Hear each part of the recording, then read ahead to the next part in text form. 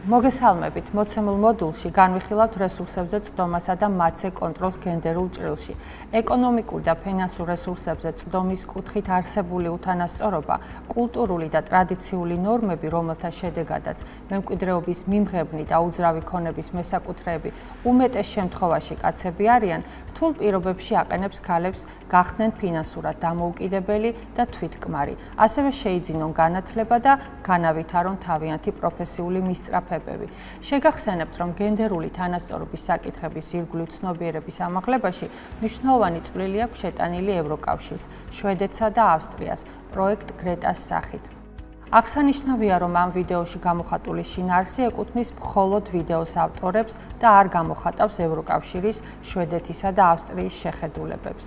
ქალების თანაბარი ხელმისაწვდომობა და კონტროლი ეკონომიკურ და ფინანსურ რესურსებზე გადამწყვეტია გენდერული თანასწორობის მიღწევის, ქალთა გაძლიერებისა და სამართლიანი და მდგრადი ეკონომიკური განვითარებისთვის.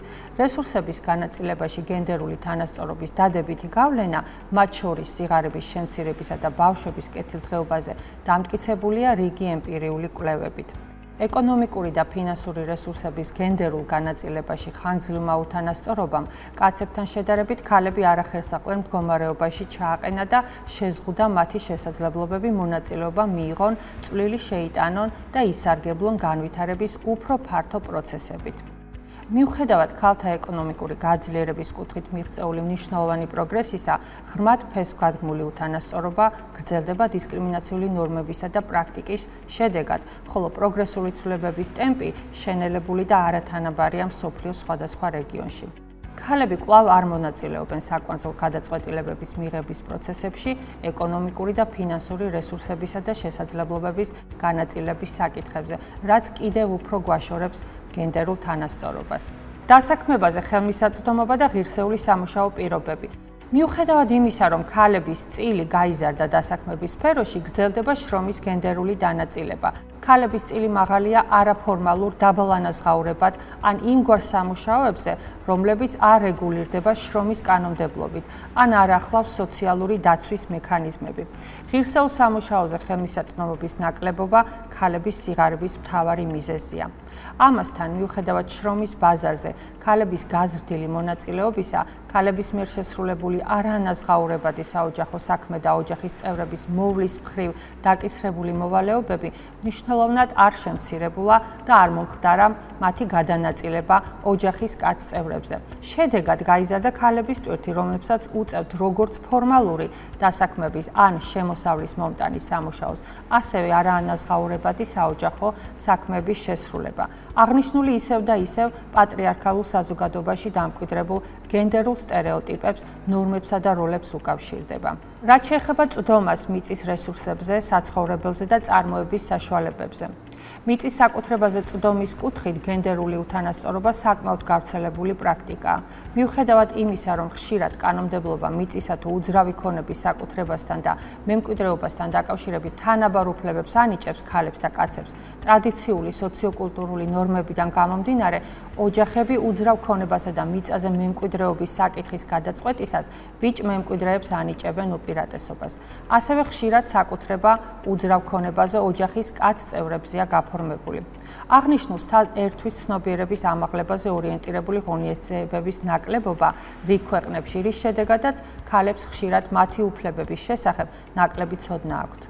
პრობლემის მასშტაბებზე მიუთითებს არსებული სტატისტიკა. გაეროს ქალთა ორგანიზაციის ინფორმაციით, მსოფლიოს მასშტაბით ქალების მხოლოდ 13% არის სასოფლო-სამეურნეო მიწის ნაკვეთების მფლობელი. მიწისა და უძრავი ქონების საკუთრება ხშირად დაკავშირებულია ქალთა შემოსავალთან, წვდომასთან, ფინანსურ რესურსებთან, მაგალითად კრედიტი, სესხი და ასე შემდეგ, და ეკონომიკური შესაძლებლობების გაუმჯობესებასთან. საცხოვრებელი კი არსებითი აქტივია ქალთა დამოუკიდებლობისა და ეკონომიკური უსაფრთხოებისთვის.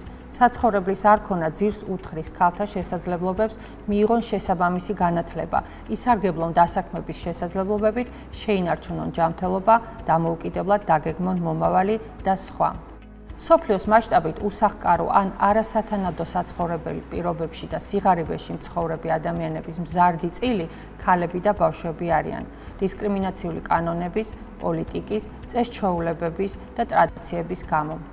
რესურსებზე წვდომასა და კონტროლთან დაკავშირებული სტატისტიკის შემდეგი მაჩვენებლები შეგვიძლია მოვიყვანოთ მაგალითად. მსოფლიოში სოფლის მეურნეობაში შრომის უმეტეს ნაწილს ქალები ასრულებენ.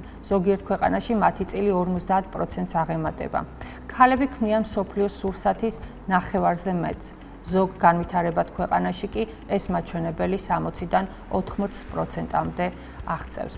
საქართველოში კი ბოლო მონაცემებით უძრავი ქონებისა და სასოფლო სამეურნეო მიწებზე საკუთრების პროცენტული მაჩვენებელი ასე გამოიყურება. კაცების 46% და ქალების 33% არის საცხოვრისის დოკუმენტირებული მფლობელი. სასოფლო სამეურნეო მიწის მფლობელებს შორის კი 81% არის კაცი, ხოლო ქალი 19%. ხელმისაწვდომობა ფინანსურ რესურსებზე და სოციალურ სერვისებზე. როგორც უკვე აღნიშნეთ, დისკრიმინაციული პრაქტიკა მიწასა და უძრავი ქონების საკუთრებასთან დაკავშირებით ხელს უშლის ქალებს დაიწყონ და განავითარონ ბიზნეს საქმიანობები და გახდნენ ფინანსურად დამოუკიდებლები. ხშირ შემთხვევაში ქალებისთვის სესხის აღებაში არავითარი სამართლებრივი ბარიერი არ არსებობს, თუმცა პრაქტიკაში ქალები ამას ნაკლებად ახერხებენ, რადგან ბევრ მათგანს არ მიუწვდება ხელი მიწასა და ქონებაზე, რომელსაც სესხის ფინანსურ უზრუნველსაყოფად გამოიყენებდნენ. ამ პრობლემის გამო ქალები მაგალითად საქართველოში უმეტესად მიკროსაფინანსო სესხებს იღებენ, რასაც ნაკლები უზრუნველყოფა სჭირდება, თუმცა ეს კიდევ უფრო ამძიმებს მათ მდგომარეობას, რადგან მიკროსაფინანსო ორგანიზაციები როგორც წესი უფრო ძვირ კრედიტებს გასცემენ. სოციალური სერვისების ხელმისაწვდომობის კუთხით კი საქართველოში პირველი რიგის პრობლემად საბავშვო ბაღებისა და ბავშვის მოვლის მომსახურებების სახელდება. გაეროს ქალთა ორგანიზაციის კვლევამ აჩვენა, რომ საქართველოს რეგიონების 30.8%-ის მოსახლეობას არ აქვს წვდომა საბავშვო ბაღებზე.